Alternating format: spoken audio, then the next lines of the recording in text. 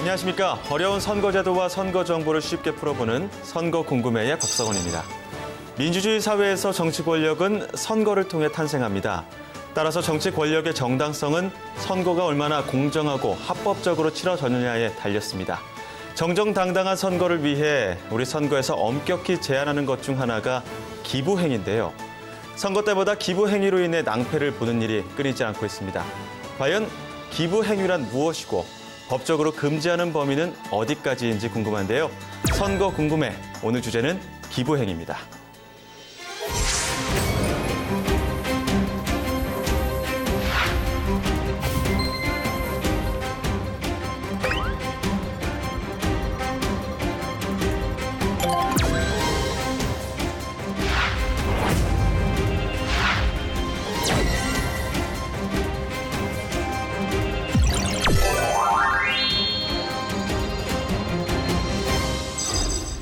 자, 먼저 기부 행위에 대해 자세히 풀어주실 세 분을 소개해드리도록 하겠습니다.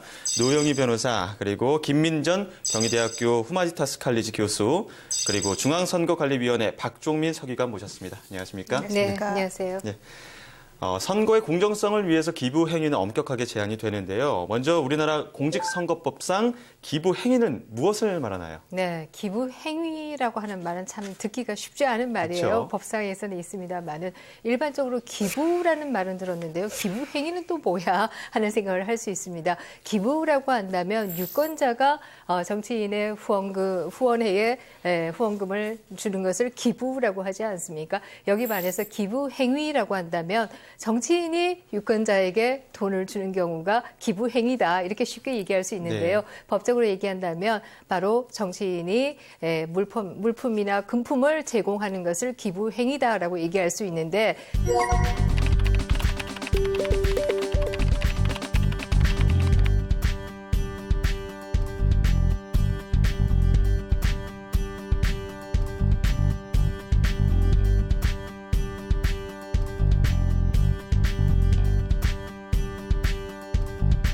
사실 정치인의 입장에서 보면요, 많은 기부를 하면 할수록, 기부 행위를 하면 할수록 유권자의 지지를 더 많이 받을 수 있을 테니까 더 많이 하지 않을까? 이런 생각을 해볼 수가 있을 거예요.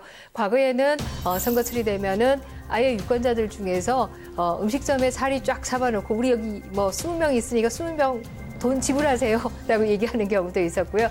또 과거의 경우에는 선거철이 되면 관광버스가 불티나지 않았습니까? 네. 온천이나 뭐 산으로 관광버스로 가져가고요. 이게 다 기부행위다라고 얘기할 수 있는데 이렇게 되면 전체적으로 정치 자금이 너무 많이 들기 때문에 또 거기에는 부정부패가 개입될 수밖에 없다라고 얘기할 수 있고요. 또 이 정치인들은 정책으로 승부를 보는 것이 아니라 가능하면 유권자에게 먹이고 입히고 이것을 통해서 선거에 당선되려고 하기 때문에 정책은 뒷전으로 갈 수 있기 때문에 이것을 제한하는 것이 기부행위 제한이다라고 얘기할 수 있습니다. 네. 그렇다면 어쨌든 그 기부 행위 주체에 대해서도 엄격히 제한이 되고 또 기준이 마련돼 있어야 될 것 같은데요. 기부 행위를 하면 안 되는 이들은 누가 있을까요? 네, 뭐 쉽게 얘기한다라고 하면요. 후원회를 설립할 수 있는 사람은 기부 행위를 할 수 없습니다. 예? 후원회를 설립할 수 있는 사람이라고 한다면 국회의원이나 광역단체장 그리고 또 선거에 출마하는 후보자를 얘기할 수 있고요.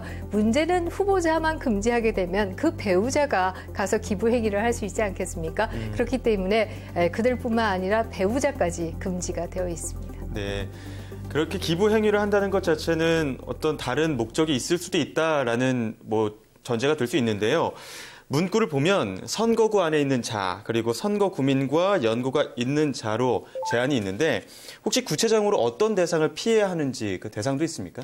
뭐 선거구 안에 있는 자는 예를 들면 제가 뭐 서초구에 산다 그러면 예. 그 서초구에 나가서 이제 뭐 구의원이 되고 싶다거나 이제 이런 식이라면 그 선거구 서초구에 적을 두고 있는 사람은 당연히 안 되겠죠. 예. 그런데 그러면은 그 옆 동네인 뭐 동작구에 있는 뭐 김갑동 씨에게 내가 밥을 사준다. 그럼 그런 것도 안 되느냐 이렇게 생각해 볼 수 있지 않겠습니까? 근데 만약에 김갑동 씨가 우리 이 서초구에서는 누군가와 아주 친척 관계라거나 밀접한 관계에 있으면은 안 되고. 그게 아니라고 하면 상관이 없고 이제 이런 식인 거예요. 그러니까 지금 선거 구민과 연고가 있는 자라고 하는 것이 사실은 조금 애매한 부분이 있는데 우리는 보통 어떤 사람들 얘기하냐면은 뭐 가족, 친지, 친구, 또 직장 동료, 네. 그리고 뭐 향후의 동창회, 뭐 교회의 지인들, 뭐 이런 사람들을 전부 다 말을 하고요. 그러니까 혈연 관계나 인간 관계를 어느 정도 가지고 있는 사람으로서 특히 의사 결정에 영향을 미칠 수 있는 사람을 말해요. 그래서 이게 지금 요건이 두 가지가 되는데, 예를 들면 저하고 우리 이제 변호사님하고가 형제 관계예요. 그리고 이분은 서초구 살고 전 동작구 살아요. 근데 우리 김민재 교수님이 서초구에 나오려고 그래요. 그러면은 김민재 교수님이 저한테 밥을 사주면은 이 사람한테 사준 거랑 똑같기 때문에 안 된다는 거.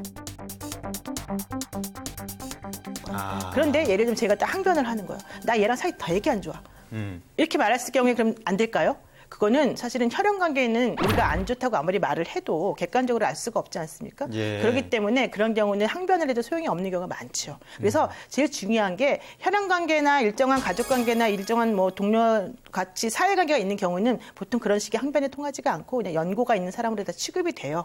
근데 이제 그렇지 않고 뭐 좀 조금 멀리 떨어져 있는 사람 같은 경우에는 뭐 조금 기부 행위를 해도 나중에 뭐 문제를 안 삼을 수도 있습니다만은 기본적으로는 모든 위험 요소는 제거하는 게 좋기 때문에 그런 사람들에 대해서는 뭐 밥도 사주면 안 되겠습니다. 근데요, 조그만 예. 더 예를 든다라고 하면 이 네. 경우보다 더 심각한 경우라고 한다면 그 지역구의 주민이 다른 지역에서 예를 들어서 고아원을 운영하고 있다. 그래서 다른 지역구에 기부를 했지만 사실은 그 운영자는 자기 선거구에 있는 주민이다. 이렇게 되는 경우는 오히려 굉장히 문제가 될 수 있기 때문에 그런 네. 경우가 더 좋은 예가 되지 않을까 예. 하는 생각도 합니다. 그 지금까지는 기부 행위 대상에 대해서 까다로운 조건들을 좀 쭉 말씀을 해주셨는데 기부 행위 주체에 대해서 조금 한 번 더 짚어볼 필요가 있을 것 같아요. 선거구 내에서 이 선거운동을 위해 일시적으로 있는 자원봉사자도 기부 행위 대상으로 볼 수 있을까요? 네, 그렇습니다. 자원봉사자들이 선거구 내에서 일시적으로 선거운동을 하기 위해서 뭐 조금 있다가 가는 경우라 하더라도 그분들에 대해서는 그 당의 선거구 안에 있는 자로 우리가 네. 이제 풀이를 할 수가 있는데요. 예컨대 지난 6.13 선거에서 있었던 사건 중에 하나인데 그 어떤 시에서 그 6.13 지방선거를 위해서 출마했던 어떤 시의원이 자신의 그 사무장과 지역 그 자원봉사자들하고 같이 밥을 먹는 자리에 20만 원어치 밥값을 계산을 했어요. 그게 기소가 되어서 얼마 전에 80만 원의 벌금 선고를 받은 게 있었거든요. 예. 그 얘기는 자원봉사자라 하더라도 해당 선거구 내에서 그 관계가 있는 자이기 때문에 기부행위 대상자로 포함이 돼서 안 됐습니다. 네, 굉장히 까다롭게 제약들이 걸려가 있는데 법적으로 기부 행위를 할 수 있는 경우, 허용이 되는 경우도 있습니까? 네, 있습니까? 뭐 허용되는 경우도 있습니다. 사실 정치인들의 경우에는 다 이 정당에 대한 당비를 내고 있지 않습니까? 이 당비의 경우에는 통상적으로 정당에 대한 비용을 내는 경우인데요. 이런 경우들은 허용이 된다라고 볼 수 있고요. 또 뭐 지진이 발생했다, 혹은 뭐 수해가 발생했다 이런 경우에 구호적인 그런 자선 행위를 한다 이런 것들은 허용이 되고 있습니다. 그래서 사실 이게 허용이 되는 것이냐 되지 않는 것이냐 구분하는 것은 참 쉽지 않아요. 네. 그래서 정치인들의 경우에는 특히 선관위에 굉장히 해석을 많이 요구하고요. 요즘은 해석만으로도 안심할 수 없다라고 해서 그 해석 받는 과정을 다 녹음하기도 하고 물론 양해를 구하겠습니다만은 또 서면으로 해석을 해서 그 자료를 두기도 하고 그렇게 하고 있죠. 네, 기부 행위 합법과 불법 그 기준을 정하는 게 굉장히 애매하다 보니까 사례를 들어서 설명을 더 좋을 것 같은데 혹시 선관위에서 가장 많이 적발되는 기부 행위 위반 사례가 있다면 어떤 게 있을까요? 네, 뭐 가장 많이 물어보시는 것 중에 하나는 아마 축의금이나 부의금과 관련된 내용들이 가장 많고, 예. 그리고 음식물을 제공할 수 있는가 그런 거 여쭤보는 분도 굉장히 많이 있고요. 그다음에 결혼식이 좀 다가온 5월이나 이럴 때에는 내가 결혼식 주례를 볼 수 있는지, 혹은 축사를 할 수 있는지 이런 것들을 굉장히 많이 물어보고 있습니다. 아마 무심코 이렇게 후보자라고 생각하시는 분이 사주시는 밥을 얻어먹다가는 아마 선거관리위원회에 적발되는 경우가 종종 있지 않을까 싶습니다. 예. 정치권에서 혹시 많이 접하는 사례는 어떤 게 있습니까? 근데 이런 거 있어요. 어떤 그 A라고 하는 분이 출판 기념회를 열었어요. 예? 출판 기념회를 연다라고 하는 것은 향후에 뭐 선거에 나가겠다라고 하는 의사표시를 조금 보이지 않겠습니까? 그런데 출판 기념회를 열었고 거기에 그 A라고 하는 사람의 고등학교 선배인 B 씨가 거기에 이제 갔어요.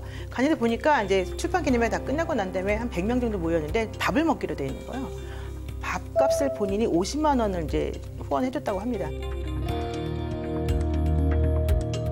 그때 당시에는 근데 선거가 있기 1년 6개월 전이었습니다. 예. 그런데도 불구하고 그분은 그 1년 6개월 전이어도 이거는 기부행위에 해당된다라고 해서 좀 문제가 됐던 사례가 있어요. 그러니까 네. 그런 식으로 전혀 예상치 못하고 우발적인 상황이었고 또 사실은 선거 개시 1년 6개월 전이면 이거 너무 심한 거 아니냐라는 생각이 들 상황임에도 불구하고 그런 경우에도 엄격한 의미에서는 기부행위 포함이 된다라고 하는 게 이제 우리 법원의 태도이기 때문에 조심을 하시는 게 좋겠습니다. 예. 네, 앞에서 이 노 변호사께서 말씀하시기를 받는 사람도 문제다라는 얘기를 했는데요. 이거 정말로 중요하다라고 생각되고요. 이거 시청자분들께서는 꼭 기억하셔야 된다라고 생각합니다. 사실 2002년에 차떼기 이후에 선거법 개정에 의해서 음식이나 이런 접대를 받으면 거기에 대한 50배의 과태료를 내도록 하게 되어 있고요.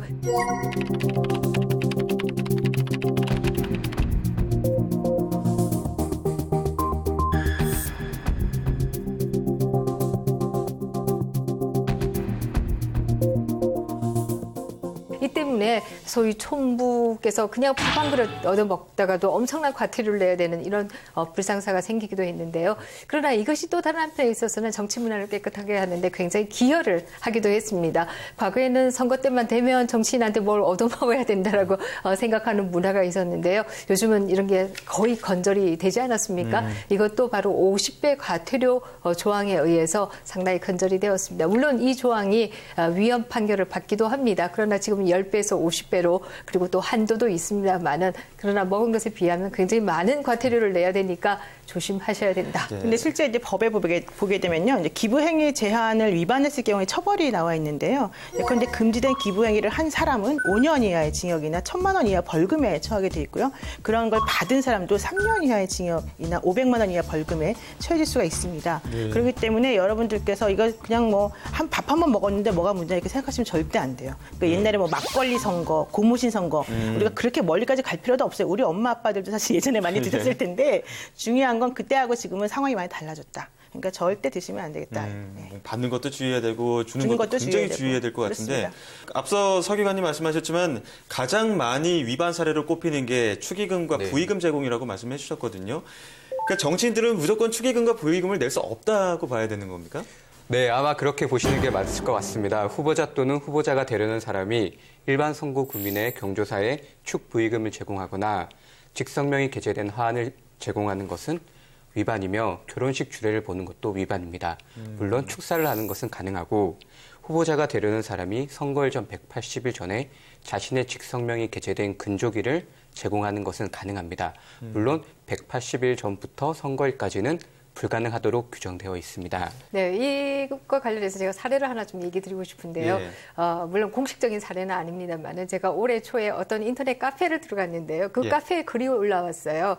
근데 어느 정당 정치인이 자기의 상이 났는데 와서 부의금도 내고 상당히 오랫동안 앉아있다 갔다. 그런데 다른 정당의 의원은 와가지고 그냥 얼굴만 하면 쓱 드밀더니 그냥 가버렸다. 이렇게 글이 올라왔어요. 네. 그 글 올린 사람의 의도는 돈도 내고 오랫동안 있은 분이 얼마나 좋은 사람이냐 이런 의도로 글을 올린 것 같아요. 근데 댓글들이 막 달렸어요. 그거 불법이잖아. 네, 그래서 이 시민의식이 요즘은 굉장히 높아졌구나 하는 그렇죠. 생각을 하게 되고요. 예. 혹시라도 돈 안 내고 그냥 가신다라고 섭섭해하지 마셔야 될 것 같습니다. 그렇다면 지금까지 위반 사례 짚어봤는데 혹시 가능한 사례도 있습니까? 네, 그렇죠. 예를 들면은 아무리 후보자라 하더라도 사람인데 사람의 도리는 다 해야 된다. 이게 예. 기본이거든요. 그러니까 민법 777조에 보면은 친족이 누구인지 이제 규정이 나와 있는데요.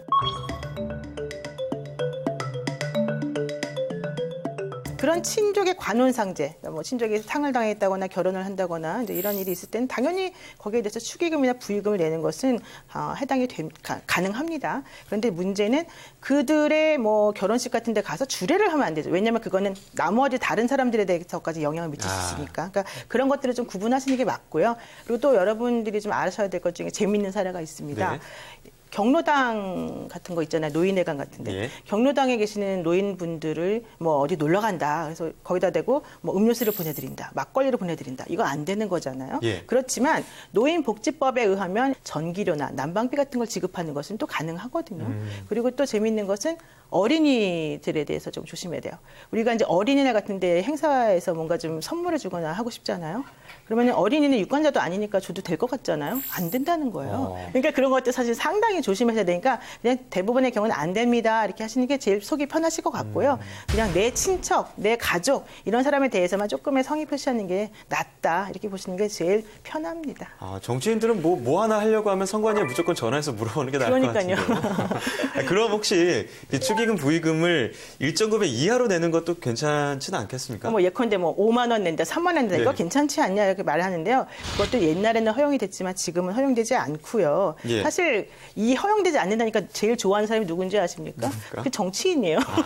왜냐하면 그 동네에서 축의금, 부의금으로 나가는 돈이 한 달에 정말 500만 원, 뭐 1000만 원 이렇게 나가는 사람 되게 많다 그랬거든요. 그래서 그런 거 매우 중요하게 여러분들이 좀 조심하셔야 되는데요. 다만 그 후보자가 예컨대 뭐 의례적으로 내던 당비, 뭐 원래 내던 회비 이런 것들은 당연히 내야죠. 그런 것들도 안 내면서 야 내지 말라 그랬어. 이러면은 그건 민폐 아닙니까? 그래서 절대 그런 것들 구분을 좀 잘 하셔야 될 것 같아요.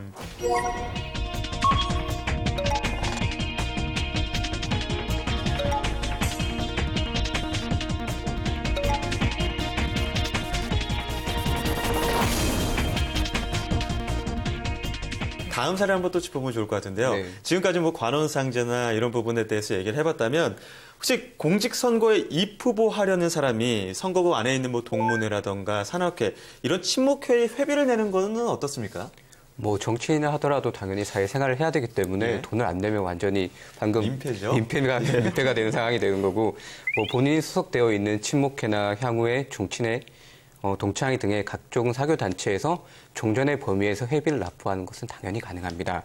하지만 그러한 의무 없이 특별한 이유도 없는데 갑자기 돈을 낸다거나 그러면 이거는 저희가 선거법에서 위반으로 보고 있습니다. 그런 것도 굉장히 잘 따져봐야 될 것 같은데 관련 판례 같은 건 없습니까? 있어요. 여러분이 생각하시기에 사교나 친목단체 하면 가장 떠오르는 게 어떤 단체세요? 산악회. 그렇죠. 산악회예요. 산악회 사건이 많은데요.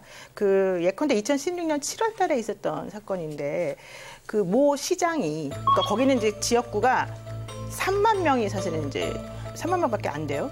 그런데 해당 그 주민을 한 6천 명 정도를 그 산악회 초대를 해가지고 6개월 전부터 아주 조직적으로 관리를 하다가 징역 1년을 선고받은 사건이 있었습니다. 그러니까 사실은 이분은 만약에 3만 명이 있는데 6천 명을 사실은 우리 산악회 와라 했을 정도라고 한다면 얼마나 조직적으로 광범위하게 운영했겠는가. 이게 가장 핵심적이었고 그때 판사님이 뭐라고 얘기냐면 이렇게까지 유례가 없고 지나친 정도의 선거운동 하는 사람 처음 봤다 이런 얘기까지 했거든요. 그러니까 사실 되게 중요한 부분이었던 것 같고요.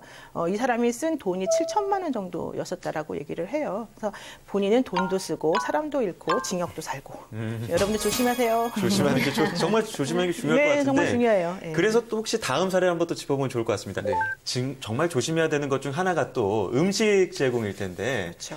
보통 예를 들어서 후보자가 자신의 관원상제에 왔던 조문객 혹은 하객에게 답례품을 제공한다. 음식으로. 그런 사례 같은 경우는 어떨까요? 뭐 통상적인 수준의 음식물을 제공하거나 답례품을 제공하는 것은 가능하다고 생각합니다.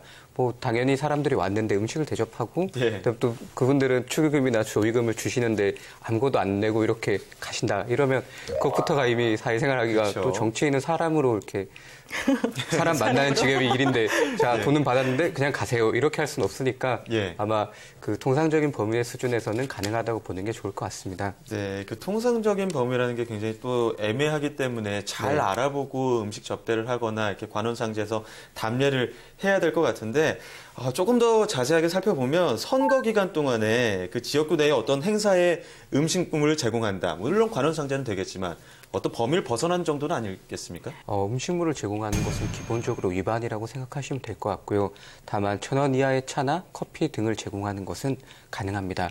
그리고 음식물을 제공하는 것이 뭐 예외적으로 가능한 경우가 정당의 당직자 회의에서 참석을 한 당직자한테 음식물을 제공하는 것은 가능합니다. 그러니까 뭐 경로당이나 뭐 소방시설이나 이런 곳에 가시면서 음료수 제공하거나 뭐 케이크 사다 주거나 이러면 안 된다는 거예요. 다만 예컨대 아까 제가 말씀드린 것처럼 뭐 의약금품 제공하는 거, 그러니까 뭐 아까 추울 때 뭐 난방비 제공 이런 것들은 이제 괜찮지만 그 이외에 부가적으로 우리가 뭐 해도 되고 안 해도 되는 것들에 대해서 제공하는 것은 옳지 않다. 이제 이런 얘기가 있는 것이고요. 또 연말연시에 선거구 내에 있는 뭐 경찰서 가서 경력금 주는 거 이런 거 절대 하시면 안 되겠습니다. 예. 그렇다면 정치인 지지 모임, 특정 정치인 지지 모임에서 뭐 식사를 제공하다 이런 것들도 전혀 안 되는 건가요? 예컨대 뭐 지난 대선 같은 경우에도 그 특정 정당 이제 당내 경선 같은 거 할 때 어떤 대학 교수님이 특정 후보 지지 모임에 그 학생들을 동원해서 그 선거 운동을 해준 것으로 이제 기소가 된 사건이 있었는데 그때 교수님이 구속까지 됐었고요. 그때도 예. 역시 이제 징역 6월에 집행유예 2년 그리고 벌금 700만 원을 선고받았어요. 아마 이분은 대학 교수 자리에서도 조금 위험하지 않았을까 생각이 드는데, 그러니까 어쨌든 위험하고 어쨌든 의심 가능한 그런 행동을 절대 하면 안 된다. 이제 이런 교훈이 나오는 거죠 여기서. 그 지지 모임의 음식물을 제공하면 안 되지만요. 지지자들이 모여서 같이 밥을 먹는 건 가능합니다. 각자의 돈을 그렇죠. 내서. 자기 돈으로 내는 거. 네, 이제 더치페이 네, 그렇습니다. 해야 되는 각자의 거군요. 돈을 내서 먹는 것은 가능하기 때문에 그러면 지지자들은 모이지도 말아야 되느냐? 이것은 아니다. 그런 건 다만 아니지만. 자기 돈을 내고 먹자. 예. 이게 핵심인 것 같습니다. 네, 그래서 바로 이게 이제 김영란법하고 또 연결되는 거예요.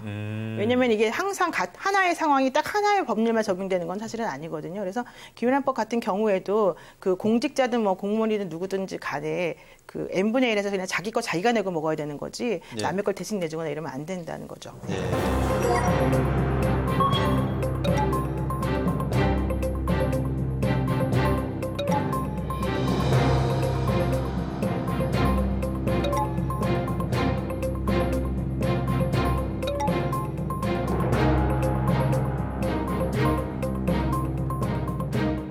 또 한 사례를 짚어보자면 정치인들이 많이 찾는 곳이 뭐 소방서, 경찰서 이런 경우거든요. 거기에 갔을 때도 뭐 다과류라든가 뭐 음료수 이런 것들을 제공하면 안 되는 겁니까? 그렇죠. 안 되는 거죠. 뭐 위문품으로 우리가 이제 정해져 있는 그런 것들은 가능하겠지만 그게 아니고 뭐 먹고 쓰고 소비하고 없애버리는 그런 것들에 대해서는 하면 안 된다는 게 일반적인 판례 원칙입니다. 경로당이나 어린이시설도 당연히 안 되는 거고요. 그러니까 그런 경로당이나 뭐 어린이시설이나 소방시설이나 경찰서나 네, 이런 다 모든 똑같은 것들에 거군요. 대해서 다 음료수 같은 거 혹은 먹고 쓰고 없앨 수 있는 거 제공하는 것은 안 된다. 알겠습니다. 자, 그럼 다이어트를 해라 이거겠죠.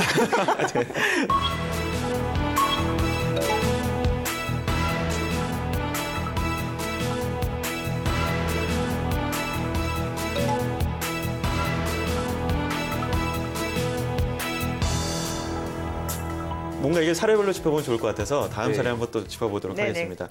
정치인이 개인의 명의로 선거 구민에 해당하는 사람의 부친상에 근조화환을 보냈다. 이런 것들은 어떻게 봐야 될까요? 네, 그것도 공직선거법상 기부행위에 해당할 수 있습니다. 국회의원이 선거구민 또는 선거구민과 연고가 있는 자에게 자신의 직성명이 게재된 근조화환을 보내는 것은 공직선거법상 기부행위에 해당합니다. 네, 굉장히 안 되는 것들이 많네요. 네. 혹시 그 외에 다른 사례는 없습니까? 국회의원들이 가장 많이 물어보는 질의 중에 하나가 상장을 보낼 수 있는지 질의를 굉장히 많이 합니다. 예. 그러니까 상장 같은 경우에는 뭐 국회의원들 같은 경우에는 상장은 뭐 종이 하나, A4용지 하나밖에 안 되니까 이건 기부행위가 아닐 것이다. 이렇게 전제로 이렇게 물어보시는 분들이 굉장히 많은데요. 막상 상장을 받는 사람들한테는 그렇게 생각하지 않거든요. 뭐 부모님이 유권자다. 근데 내 자식이 학예나 아니면 졸업식이나 이랬을 때 국회의원 상장을 받아왔다. 그러면 부모님은 이 국회의원을 정말 찍고 싶지 않을까요? 그래서 상장 같은 경우에는 법에 정말 예외적으로 허용하고 있고 웬만하면 안 된다고 보시면 될 것 같습니다. 종이 하나를 보낸다고 해도 그걸 과소평가해서는 절대 안 되겠는데요. 네.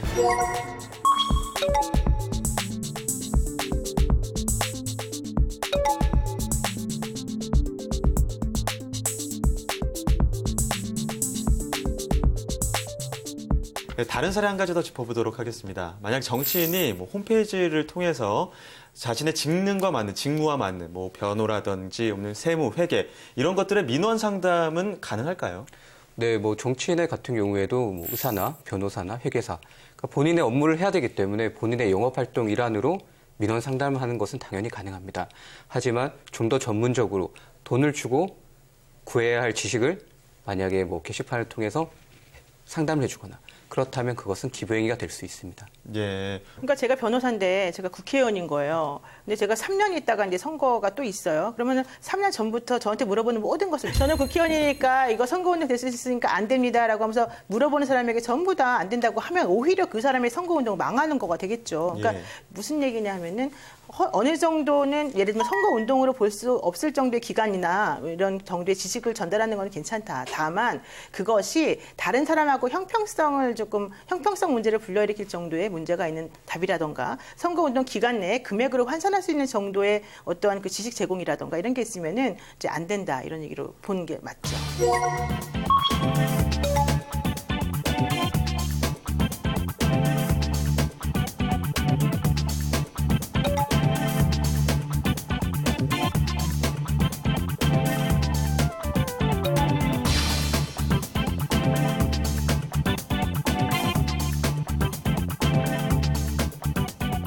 그럼 그렇게 기부 행위를 어겼을 경우에 어떤 처벌이 가능할까요? 기부 행위를 어겼을 경우에는 일단 당연히 후보자 같은 경우에는 벌금형 100만 원 이상이 나오면 피선거권과 선거권이 박탈되게 됩니다. 그리고 금품과 물품을 제공받거나 음식물을 제공받은 경우에는 받은 유권자는 10배 이상 50배 이하의 과태료를 부과받게 됩니다. 예. 여기 하나만 추가할까요? 네. 이제 그 기부행위 금지 제한 이런 것들을 위반해서 어떤 이익을 얻었다. 그러면 이익은 몰수해야 되는 거죠. 그렇죠. 그리고 뭐 전부 또는 일부를 몰수하거나 추징해야 된다. 그러니까 내가 뭐 10만 원어치 얻어먹고 정말 여러 가지 위험에 처할 수 있으니까 조심하셔야 돼요. 예. 굉장히 엄격하고 굉장히 제한도 많고 뭐 사례별로 일일이 다 따져볼 수 없을 정도로 많을 것 같은데 그렇다 보니까 일반 유권자들이 뭐 기부 행위냐 아니냐 이런 거 판단할 수 있는 기준이 굉장히 모호한 것 같습니다. 그렇죠. 그럼 쉽게 판단할 수 있는 어느 정도의 팁이 있다고 한다면 어떤 것들이 있을까요? 공직선거법 규정은 법에 허용되는 경우를 제외하고는 모두 기부행위로 보고 있습니다. 그러니까 정말 극히 일부적인 것만 허용을 하고 있기 때문에 후보자가 밥을 사준다거나 아니 후보자가 나한테 무언가 이익을 준다? 나는 받을 이유도 없는데? 그렇다고 생각하시면 대부분 기부행위라고 생각하시고 조심하시는 게 좋을 것 같습니다. 네, 변호사님도 혹시 우선 나랑 피가 섞였냐 이걸 보셔야 돼요. 나랑 피가 섞였으면 조금 섞였다 하더라도 어느 정도는 허용될 수가 있으니까 그런 사람들에 대한 그 우리가 이제 일반적으로 허용되는 사회 상규라고 하는 게 있거든요. 그런 사회 상규에 맞는 행동은 하는 것이 맞습니다. 이제 그런데 그런 식으로 이제 관계가 형성되지 않고 제3자인 경우 혹은 뭐 그냥 회사에서 만난 사람 이런 사람들이라고 한다면 실질적으로는 남남이거든요. 남남한테 어떤 종류의 이익을 제공한다는 것은 공짜가 세상에 없다. 이거이기 때문에 기본적으로 안 된다라고 보시는 게 맞아요. 네. 그래서 요즘에 오히려 정치인들은 그런 걸 반기죠. 이제 겉으로는 사실은 그렇게 안 말합니다. 제가 정말 드리고 싶은데 너무 안타깝습니다라고 말은 하지만 속으로는 내가 안 줘도 되니까 너무 좋다라고 생각을 해요. 근데 중요한 것은 그렇게 생각하는 정치인이 오히려 더 좋아요. 왜냐하면 괜히 이상한 거 받았다가 너도 안 되고 나도 안 되고 그럴 수 있기 때문인 건데요. 중요한 것은 주지도 말고 받지도 말자. 이걸 그냥 마음속에 생각하시는 게 제일 편하겠습니다. 네, 교수님도 네, 한마디 뭐 부탁드릴게요. 동일하고요. 사실 정치인에게는 차 한 잔도 얻어먹지 말자. 대신에 좋은 정책을 기대하자라는 얘기를 드리고 싶습니다.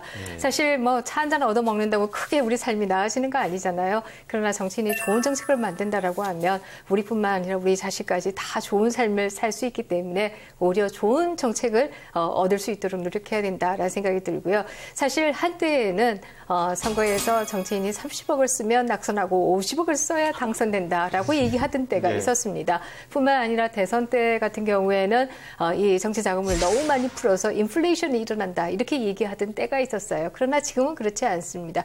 이렇게 정치 자금이 많이 줄어들 수 있었던 데는 좀 귀찮은 것 같지만 이 기부행위 제한과 같은 이런 제한들이 있기 때문에 규제가 있기 때문에 결국 정치가 보다 깨끗해졌다라는 얘기를 드리겠습니다. 네, 좋은 말씀 감사합니다.